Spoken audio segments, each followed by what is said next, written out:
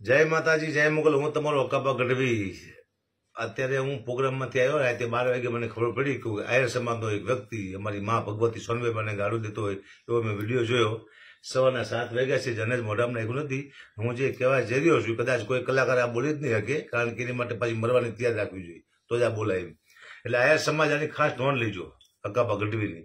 હું શું કહેવા માંગુ છું તમને એટલા માટે કે આખા સમાજ આયર સમાજને હું દોષ ન આપી શકું, એ મને ખબર છે. એક વ્યક્તિની સજા બધાને ન આપવાની હોય, હું જાણું છું. પણ આ વ્યક્તિ એવું બોલે છે કે નામ તો મારે બોલવું જ નથી, કારણ કે નામ બોલી તો અમારી માતાજીને માફ ન કરે. એનું નામે મારે મોઢે ન બોલાય. અમારી માને ગાળ્યું દે ને અમે નામે ન બોલી. આયર સમાજનો વ્યક્તિ એમ બોલે છે, સોનબાઈ માને ગાળ્યું દે છે મારી મા ભગવતીને. સોનબાઈમાં ઈજ વરોડી, સોનબાઈમાં ઈજ પીઠળ, સોનબાઈમાં ઈજ ખોડિયાર, અને જહાલની વારે ચડી હતી ને એ વરોડી. તમારી આબરૂ રાખવા માટે ચાર દીકરી વારે ચડતી હોય અને તમે અમારી આબરૂ માથે આવી જાઓ ભાઈ, તો આટલા બધા સમાજ, આખો સમાજને હું દોષી ન ઠરાવી શકું. પણ અહીંયા જે બેઠા તેમાંથી એક આયર ડાયર નહોતો, એક એવો બુદ્ધિશાળી આયર નહોતો જેના હૃદયમાં કૃષ્ણ વસતા એવો એક આયર નહોતો, જે કહી ન શકે કે આ ખોટું બોલી રહ્યો છો ભાઈ તું. આ બુદ્ધિહીન માણસ જે બોલતો હતો, એની પાયસા એક ટપોરી જેવી પાયસા કહેવાય એને, એ બોલતો હતો વ્યક્તિ. એને કોઈ કહેવાનું છે નહીં ભાઈ તમારા સમાજમાંથી કોઈ. આવો મોટો સમાજ છો તમે. ચાણ આપણને લૂંટી લે છે. શું ચાણ તમે લૂંટી લીધા પેલા આપણે કહો તો? ચાણ તમે ક્યારે લૂંટાઈ?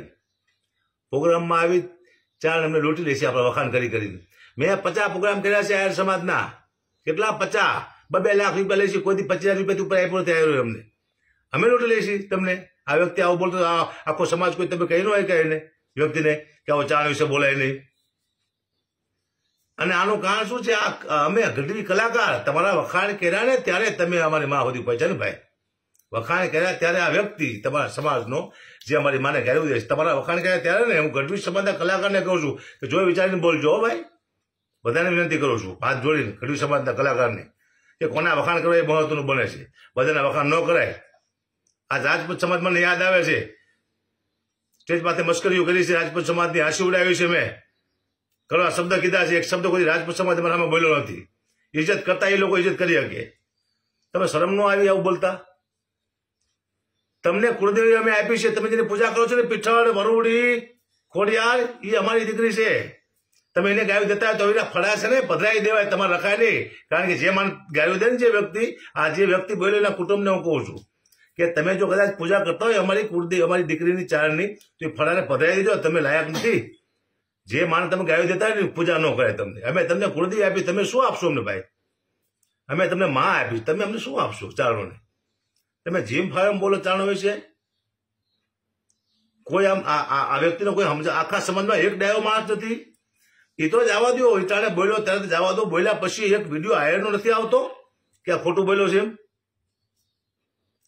તળાજાની ધરતી માથે અમારી માને કોઈ ગાયું દેતો હોય ચારણની, ભગવતીને, હું અહીંયા બેઠા બેઠા ચારણ સમાધિ સાક્ષીએ કહું છું કે જીવીશ ત્યાં સુધી હું તળાજામાં કોઈ પ્રોગ્રામ નહીં કરું. અરે પ્રોગ્રામ તો વાત જાવ તો મોગલ અમારે સાક્ષી રાખીને કહું છું, તળાજાનું કોઈ પાણી નહીં પીવું. જે ગામમાં અમારી માને ગાયું દે ને એને પાણી ન પીવાય. સમાજ જે આવેદન પત્ર આપે, જે નિર્ણય લે મને ખબર નથી, પણ આનું રિઝલ્ટ અમારી મા તમને આપશો. અકાબા ગઢવી કહું છું, હાથમાં જો તારી પેઢી ભાઈ પૂરી ન થઈ જાય ને તો ધૂળ પડી અમારા ચારણોમાં. અને હું બધી દીકરીને કહું ચારણોની કે આયર સમાજનો જે વ્યક્તિ છે બોલ્યો છે એના માટે એક દીવો કરજો, એનું પતન થઈ જાય હાથ વરામાં. બધી દીકરીને કહું છું, એક દીવો એકવાર કરજો તમારી માતાજીને યાદ કરીને, એનું પતન થઈ જાય. કાલે કોઈ બોલે નહીં આપણે સામે આવી. સમજો, ઠાટો નથી કોઈનામાં. જીમ ફાર્મ તમે બોલી નાખો અમારી મા વિશે, આયુ વિશે. વખાણ કર્યા તમારા, મેં તો કોઈ કર્યા જ નથી, મારી વાત ન કરતો, પણ આ કર્યા સ્ટેજ માથે એનું ફળ ભોગવે છે. આ કલાકારોએ કર્યા ને સ્ટેજ માથે વખાણ, મોટા આસમાને ચડાયા તમને, તમારા ઇતિહાસો દ્વારા આવ્યા, એનો તમે ફળ આપ્યું ચારણોને.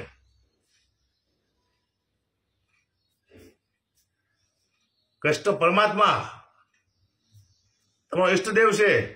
કોઈ માણસ મૃત્યુ પામે ને ત્યારે કૃષ્ણ ભગવાનને યાદ કરે છે. જયારે કૃષ્ણ પરમાત્મા જયારે પોતાના શરીરનો ત્યાગ કરતા ત્યારે ચારણોની ઉપાસના કરી હતી. 12મા સ્કંદમાં લખ્યું છે, ભાગવતમાં વાંચજો કોક દિવસ, તમને ખબર પડે ચારણો શું છે. તમારો ઈષ્ટદેવ જો અમારી ઉપાસના કરતો એ ચારણો તમે ગાયું દઈશો, એની માને ગાયું દઈશો. તમે સોડિયું કહો છો, 2 રૂપિયા તમે અમારી કિંમત કરો છો. 2 રૂપિયા આપણે ચારને ભગાડ દેવાનો. 2 રૂપિયા લેવાની કોમ છીએ અમે ભાઈ. કોઈ બુદ્ધિ આખા સમાજમાં કોઈ બુદ્ધિશાળી ના મળ્યો. હું આખા સમાજને એટલા માટે નથી કહેતો કારણ કે એક વ્યક્તિની ભૂલ આખા સમાજને ન અપાય. હું જાણું છું ઘણા બધા કલાકારો હોય છે, ઘણા ચાહણ હોય છે, આયર સમાજ ભાઈબંધી હોય છે, મિત્રતા હોય છે, ધંધા હોય છે, એટલે આખા સમાજમાં તિરાડ પડવા માટે અમે નથી માંગતા. પણ આ વ્યક્તિને કોક ટકોર કરજો, એને યાદ અપાવજો ચાહણ શું છે ભાઈ. આટલો બુદ્ધિહીન માણસ આયર સમાજમાં છે આજે મને ખબર પડી ભાઈ. જેને બોલવાનો કોઈ સેન્સ નથી, જેમ ફામ બોલી નાખે છે. અને બધા કલાકારને હું વિનંતી કરું છું, ગઢવી સમાજના કલાકારને કે મહેરબાની કરી હવે આજનો દિવસ ગઢવી થઈ જાય, એકવાર ગઢવી થઈ જાય. જો નથી રહેવું આપણે કલાકાર, ઘંટી વાંકી લઈશું, ભેંસું ચાલ લઈશું ભાઈ. આમ નથી કરવું, જવા દો, બહુ કરી નાખ્યું. અને હું તો સમાજ માટે જેલમાં છું. હું હકાપા મળશે તો સમાજ માટે જ મરવાના એ મને યાદ છે. મારો મત ખબર છે. એટલે મને કોઈ પરવા જ નથી દુનિયાની. બાકી મારા સમાજ વિશે, મારી મા વિશે કોઈ બોલતો હોય છે અને મારા સમાજ વિશે હકાપા ગઢવી પહેલા બોલશે. હું આખા રાતે આજ 12 વાગ્યા ત્યારે મારા પાસે વિડીયો આવ્યો. આટલા ટાઈમમાં એક આયર સમાજના એક વ્યક્તિએ એમ ન કીધું કે આ ખોટું બોલ્યો છે મારો વ્યક્તિ. ચાવણ તમે હાવ મામૂલી સમજી ગયા. રાજ ઉથલ પાથલ કરવાના દાખલા છે અમારા ચાવણોના. અમે જેને અમારે તમને મારવાની જરૂર નથી ભાઈ, તમને ગાયો દેવાની જરૂર નથી, કારણ કે અમારા લોહીમાં નથી અમે તમને ગાયો દી. અમે તમને ટૂંકા દેતા હોય તો શરમ આવે અમને. અમે તમને મામા કહેતા હતા, મોહર માથે કલંક લગાડવા. ભાઈ કોણ છે જરા સમજાવજો. મામા મામા મામા કરતા હતા.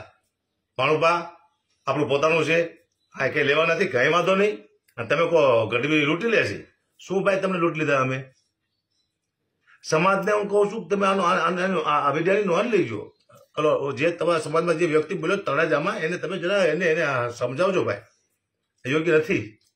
રાફડા સોના ન હોય ભાઈ તળાજામાં બોલાય. આયર સમાજના વ્યક્તિને કહું છું, નાગણું હજી હોય, નાગણિયું હજી અમારા નેહડા સોના નથી. ચાહે શહેરની દીકરી હોય, ચાહે નેહડાની દીકરી હોય, ચાલ નહીં, ચાહે ગામડાની હોય, એને હું વિનંતી કરું છું કે એકાદો જીવો તો તમારી મારું નામ લઈને કરજો કે આનું પતન થાય ખબર પડે. હાથ વરમાં ભાઈ તારી પેઢી પૂરી ન થઈ જાય તો અમે ચાલ મટી જઈ. શેર જેવું શેર નહીં. ગિરીશ આપા સોનબેમાના ભત્રીજા, એના આંખમાં જર્જરે આવી ગયા બોલતા બોલતા. આપણા વડાપ્રધાન ઈ જો એમ કહેતા હોય કે સીધા નારાયણના વિષ્ણુ પરમાત્માના વંશજો છે, ચારણો સીધી લીટીના વારસદાર છે, તો તમને ખબર નથી પડતી?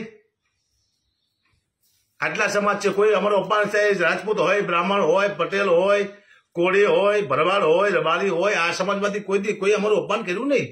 ચારણોનું ચારણને પૂછે છે લોકો, ચારણને માને છે, એને ખબર છે ચારની દીકરીઓ આપણી આય છે, આપણી જગદંબા છે, એનું અપમાન ન કરાય. આખા સમાજમાં તમને ખબર ન પડી, હેરી કહેવાય યાર.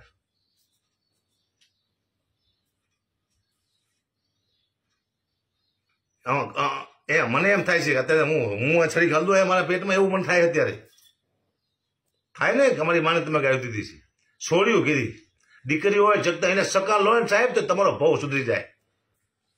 એ છે ચારની દીકરીઓ, છોડ્યું માતાજીઓ. તમે જેમ ફાવે મા વિશે બોલી નાખો, થોડી તો મર્યાદા રાખો. તમે કયા કુળમાં જન્મા, તમારો ઈષ્ટદેવ કૃષ્ણ છે, તમારા આવા આવા નામ હતા, એની માથે તમે પાણી ફેરી નાખો એક સેકન્ડમાં. આ ઓલા વ્યક્તિને હું કહી રહ્યો છું હાલમાં, કારણ કે હું તુકાવો નથી આપતો, કારણ કે મારા લોહીમાંથી તું કહેવાનું, એટલે તમે કહું છું ભાઈ. હું મામા તો હું હવે કહીશ નથી, તમે એટલા માટે કહું છું ભાઈ. આયર છો ને તો આયરને ખબર હોવી જોઈએ. તમને કોઈ કહેવાનું નથી. સમાજ હવે જે આવેદન પત્ર આપે કે જે સમાજ આનો નિર્ણય કરે, મને ખબર નથી શું સમાજ નિર્ણય કરવાનો છે આનો, પણ જીવનમાં બહુ મોટી ભૂલ કરી છે આયર સમાજના વ્યક્તિએ. એને સજા તો માતાજી આપશે ને આપશે. તે હાથ રવા પેઢીઓ પૂરી ન થાય ને તો અમે માતાજીને પૂજીને કામી છે.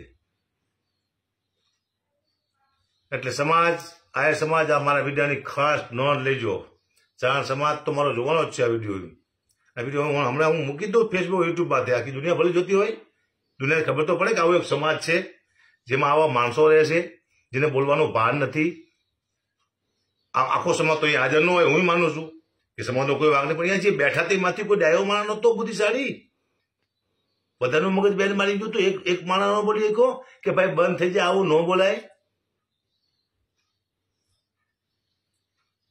હવે તમે જાણો, માતાજી જાણે, પણ જે તમે આ કાર્ય કર્યું છે, જે તમે આ શબ્દ બોલ્યા છો, એનું પરિણામ તમને માતાજી આપશે આપશે આપશે. હાથ વાગે હકાબા ગઢવી બોલે છે, હાથ ત્વરામાં જો પેઢીઓ પૂરી ન થાય ને તો નકામો છે. જીવનમાં હું જીવિતતા સુધી તળાજાના પાદરમાં કોઈ દી પાણી નહીં પીવું કે કોઈ દી પ્રોગ્રામ નહીં કરું. અને જેથી હું તળાજામાં પ્રોગ્રામ કરી દીધી, મારા સમાજને કહું છું, મને બજાર વચ્ચે મારી નાખજો.